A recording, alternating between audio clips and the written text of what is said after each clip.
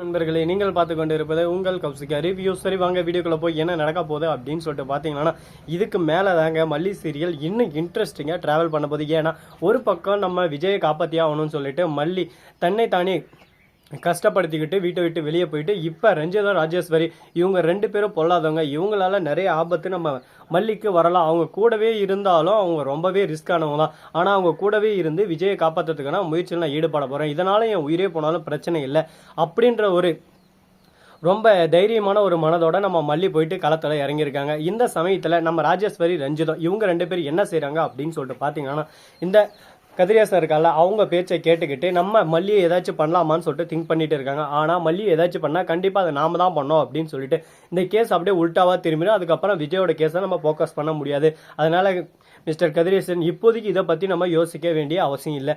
எப்படியாவது மல்லி விஜய் கிட்ட இருந்து எப்படி பிரிக்கிறது, எப்படி அவங்க ரெண்டு பேரும் பிரிக்கணும்னு சொல்லிட்டு நான் எல்லாத்தையும் யோசிச்சு வச்சிட்டேன். டைவர்ஸை ஃபஸ்ட்டு அப்ளை பண்ணுவோம், டைவர்ஸ் வாங்கணும். அதுக்கப்புறம் இவங்க ரெண்டு பேர் சேரவே முடியாது. அதுக்கு சென்டரில் நம்ம என்ன வேணாலும் பண்ணலாம் மல்லியை. அதுக்கப்புறம் சேர்ற மாதிரி இருந்தாலும் நம்மளுக்கு பிரச்சனை இல்லை, அவளை எதனா ஒன்று பண்ணிடலாம். அதுக்குள்ளே எப்படியாவது அவனுக்கு இன்னும் ஒய்ஃப் இல்லை, யாருமே இல்லை, ரிலேட்டிவ் இல்லை, ஒரு தனி நபராக இருந்து எப்படி சொசைட்டியில் ஒர்க்கு போவாரா, மறுபக்கம் குழந்தைய பார்த்து போகிறா, குழந்தைய இது நல்லா வளர்க்க முடியாது. இதனால் குழந்தை ஃபிசிக்கலி ரொம்பவே மென்டலி டிஸ்டர்ப் ஆகும் அப்படின்னு சொல்லிட்டு சொல்கிறாங்க. இதை கேட்டதை என்ன சொல்கிறது ஏது சொல்கிறதுன்னு சொல்லிட்டு தெரியாமல் குழப்பத்தில் குழம்பே போயிட்டு இருக்காங்க நம்ம விஜய். அந்த சமயத்தில் தான் என்னோட அம்மா இருக்காங்க அப்படின்னு சொல்லிட்டு அன்னபூர்ணி அந்த இடத்துல சொல்கிறாங்க அவங்கள பற்றி இன்ட்ரோ. உடனே பார்க்கணுமே நம்ம ஜட்ஜமாக இருந்துன்னு அவங்கள விசாரிக்கிறாங்க. அப்போ அவங்க இதுக்கு முன்னாடி நீங்கள் தானே கேஸ் சாட்சியாக உண்மையெல்லாம் சொல்லி விஜயை காப்பாற்றுறீங்க அப்படின்னு சொல்லிட்டு, ஆமாம் நான் தான் காப்பாற்றுறேன். அதனால் எங்களுக்குள்ள ஒரு அம்மா புள்ளன்ற உறவு ரொம்பவே நீடிச்சது. அது மட்டும் இல்லாமல் என்னோட பொண்ணை இவர் மேரேஜ் பண்ணியிருக்காரு. ஆனால் கொஞ்சம் காலமாகவே கொஞ்சம் பிரச்சனை அது இதுன்னு சொல்லிட்டு அவங்க ரெண்டு பேருக்குள்ள ஒரு பிரிவினை உண்டாயிருக்கு. ஆனால் அந்த பிரிவினை நிரந்தரமாக இருக்காது. நான் அதை பார்த்து எப்படியாவது சால்வ் பண்ணி ரெண்டு பேரும் சேர்த்து வச்சிருவேன். ஆனால் அவங்க ரெண்டு பேரும் பிரிஞ்சு போகிற ஆளுங்களே இல்லை. அது ஏதோ ஒரு நபரோட சூழ்ச்சியாக தான் இருக்கும் அப்படின்னு சொல்லிட்டு சொல்லியிருக்காங்க. நீங்கள் சொல்கிறது எல்லாமே ஓகே தான்மா. வெண்பாவுக்கு உங்கள் கூட வளர்கிறதுக்கு இஷ்டம் இருந்தாலும் ஓகே, அவங்க தாத்தா கூட வளர இஷ்டம் இருந்தாலும் ஓகே. வெண்பா என்ன சொல்கிறாங்களோ அதை பொறுத்தே எங்கள் தீர்ப்பு வழங்கப்படும். இதுக்கு மேலே நாங்கள் எதுவும் சொல்ல முடியாது அப்படின்னு சொல்லிட்டு ஒரே வார்த்தையில் முடிச்சிடுறாங்க. வெண்பா கிட்டே கேட்குறாங்க, நான் என் பாட்டிக்கிட்டே எங்கள் அப்பா கிட்டே வளர்ந்துக்கிறேன், எங்கள் தாத்தா கிட்டே நான் வளர மாட்டேன். எங்கள் தாத்தா சூழ்ச்சி பண்ணி எங்கள் அம்மாவையும் எங்கள் அப்பாவையும் பிரிக்க பார்த்து எங்கள் அம்மாவை கொண்டுட்டாரு. அது போல தான் இப்போ எங்கள் அப்பாவும் என்கிட்ட பிரிக்க பார்க்குறாரு. என் அப்பா இல்லாமல் என்னால் வாடுறது ரொம்ப கஷ்டம். என் அப்பாவும் எனக்கு வேணும், என் பாட்டியும் எனக்கு வேணும், ஆனால் எங்கள் தாத்தா குடும்பமே எனக்கு வேணாம் அப்படின்னு சொல்லிட்டு முற்றிலுமாக ஒதுக்கிறாங்க. அது மட்டும் இல்லாமல் எங்கள் அம்மா யாரோட பேச்சை கேட்டோ இது இல்லை, எங்கள் அம்மாவை மிரட்டி டைவர்ஸ்க்கு நோட்டீஸில் சைன் போட வச்சுருக்காங்க. அந்த நோட்டீஸ் நீங்கள் கேன்சல் பண்ணி ஆகணும். ஏன்னா எங்கள் அம்மா அந்த மாதிரி கொடுக்குற ஆளே இல்லை, எங்கள் அம்மாவை யாரோ மிரட்டி தான் அந்த மாதிரி கொடுக்க வச்சிருக்காங்க அப்படின்னு சொல்லிட்டு வெண்பா ரொம்பவே அழகாக க்யூட்டாக நீட்டாக சொல்கிறாங்க.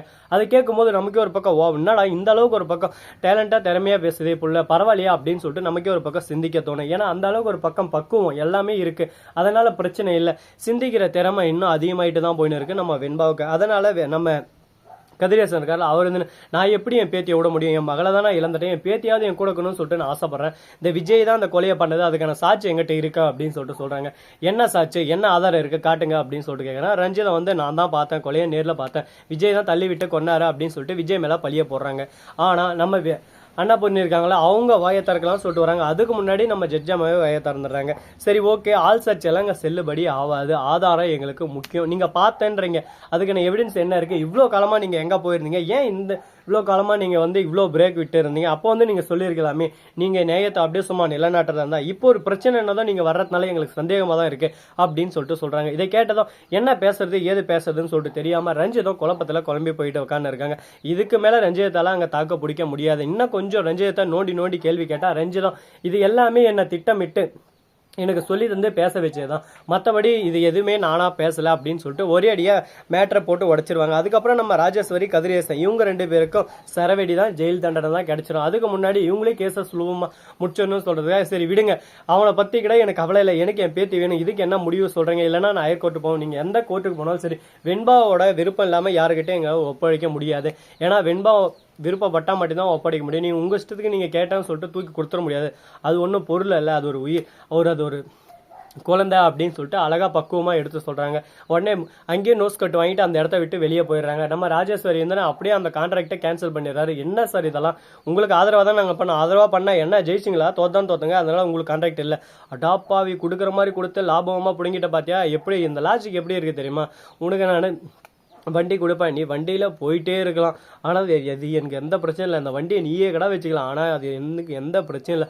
ஆனால் நீ ரிட்டர்ன் வரும்போது எனக்கு அந்த வண்டி இருக்குல்ல அந்த டயர் தேஞ்சிருக்கக்கூடாது, அப்படி தேஞ்சிருந்தால் அந்த வண்டியை நானே வாங்கிப்பேன் அப்படின்னு சொல்லிட்டு தலைவர் வந்த பின்னாடி சொல்கிறாரு. என்னடா லாஜிக் இது, வண்டி ஓட்டா தேய்தானா தேயும், அந்த மாதிரி தான் இந்த இடத்துல தேயாமையே வரும்னு சொல்லிட்டு ஆப்ஷன் இல்லை. அதே போல தான் இங்கேயும். ஸோ நண்பர்களே, இந்த வீடியோ பிடிச்சிருந்தா லைக் பண்ணுங்க, கமெண்ட் பண்ணுங்க, ஷேர் பண்ணுங்க, டிண்டிங் பெல்லை தட்டி விட்டு போங்க.